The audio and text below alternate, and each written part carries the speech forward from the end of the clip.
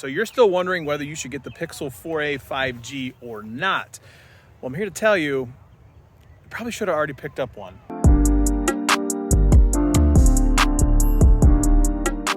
What's up, everybody? This is Scott. Welcome back to another video. I am going to record this entire video on the Google Pixel 4a 5G and tell you that you probably should buy this. This is kind of a long-term-ish, 6 months, 7 months-ish review of me having the device. Now, full disclosure, I have not used this device as my primary driver. I have actually used this as a secondary device for the most part because I use the Pixel 5 as my primary driver.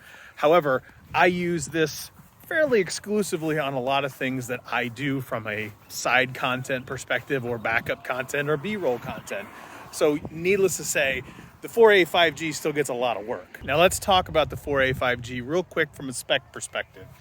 This is rocking the 765G chip, and with a couple of the Pixel updates, we've noticed that it's actually gotten a little bit faster when it comes to gaming. I'll just flat out say, I am not a person who games a lot. I play Among Us and Roblox and things like that, and I've had no problems at all when it comes to the 4a 5G missing a beat.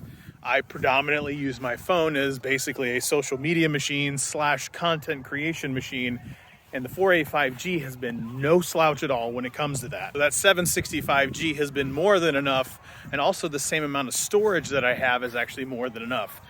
Also, the RAM that's actually in the 4a 5G has been no problem at all when it comes to making sure that I can do all the things that I need to as well as multitask. So from that perspective, if you're a little hesitant on buying the 4a 5G because it has that lesser mid-tier chip, or it doesn't quite have the RAM that I need, or it doesn't have all the storage that I want, I'm here to tell you, even as a secondary device, I'm barely even scraping the surface.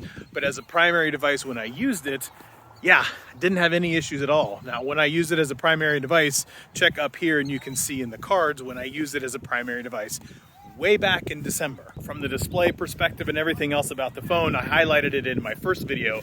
This device is exceptionally slick. You're definitely going to want to have a case on it. And as you can see in some of these shots, I'm using the Pixel Fabric case because it provides just enough of that friction that I need to make sure that this thing doesn't slide completely out of my pocket. It does have the ever-present fingerprint scanner that's on the back, and I absolutely love it. But another thing that I really like this way more than the Pixel 5 is the fact that it has stereo speakers. Now let's talk about those stereo speakers for a second. They get exceptionally loud, way better in every way pretty much possible compared to the Pixel 5. You all know that I love the Pixel 5. I have been a staunch supporter of the sound that comes out of the Pixel 5 as being okay. But when you compare it to the 4a 5G, doesn't even hold a candle, doesn't even come close. It is the 4a 5G 10 out of 10 times when it comes to the sound that comes out of the stereo speaker pair. That front firing speaker at the top, rather than being under glass from the Pixel 5, is a huge differentiator in the game. Let's talk about battery life for a second. Again, even as a secondary device, I go literal days, the better part of a week, before I actually charge this up, even when it's on standby. So it's more than enough as a secondary device. But when it was my primary device and I had my SIM card in it, I was getting routinely 6.5 to 9 hours of screen on time. That is an unbelievable amount of battery life out of a device that costs no more than $500. There have been lots of times that I have seen in the past several months where you could pick up a 4a 5G for like $350, which is the only other deal that's as good as that is the Pixel 4a. This is a Pixel after all, so that means exceptional point and shoot camera. But what about the video? Like I've mentioned, everything here has been shot rear facing camera, 4K, 30 frames a second out of the 4a 5G. Now, the front-facing camera is definitely only 1080p when it comes to that, and you can tell a huge difference. But I decided that I was going to film everything basically facing away from me. So hopefully I'm actually in shot for this entire video as I'm walking around showing you. This is what the stabilization looks like. These are what the microphones sound like. This is what 4K, 30 frames a second looks like. Again, just handheld out of a $500 device. My friend Juan Carlos Bagnell, whom I will leave a link for everything that he has challenged a lot of us to go out and basically use our phones way more than we already are. The majority of us are using our phones at a fraction of the rate that it has the capability to do.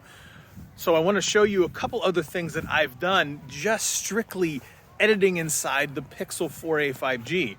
I'm going to use the Google Recorder app, plug in an external microphone inside of my studio, record a very quick podcast-like experience, edit it using the Google Recorder app, and then export it and put it in this video just so you all know what it sounds like. Literally, all of the editing will be done inside the 4a 5G, exported out, put on my MacBook only because I need to get it in a Final Cut for this particular video. So enjoy this one particular shot that I have from a photo perspective with a bit of an overlay of audio that all was done through the magic of the 4a 5G. When my belly starts a rumblin' and I'm jonesing for a treat, I close my eyes for a big surprise, the tender crisp bacon cheddar ranch.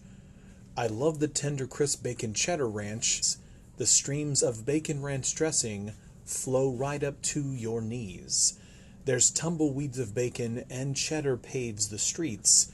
Folks don't front you 'cause you got the juice. There's a train of lace, never get in trouble, never need an excuse. The tender crisp bacon cheddar ranch. So there you go. Everything done here. This is my long-term review of the 4a 5G.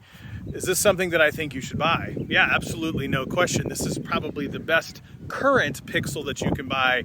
Again, arguably outside the Pixel 5. There's some nuanced differences, of course.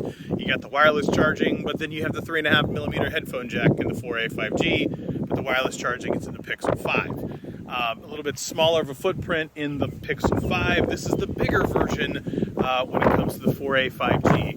There's a few other little nuancy things, but the camera experience is exactly the same. The battery life is basically exactly the same. The performance of the device is effectively the same thing too. So it really comes down to the preference. Do you want a bigger device? Do you not want a bigger device? Again, this is one of those great things about the Google Pixel line. The way that Google has done it is the fact is they're just shoving all of the updates into all of the Pixel lines, regardless of what you choose. So it gives us consumers the power of choice. I absolutely would buy a 4a 5G again for $500. If you can get a deal out there to get it for like $400 or $350, to me, it's an absolute no-brainer. So that's it. That's all I have. Thanks for watching. And as always, like, share, subscribe, thumbs up, leave a comment below. We'll see you next time.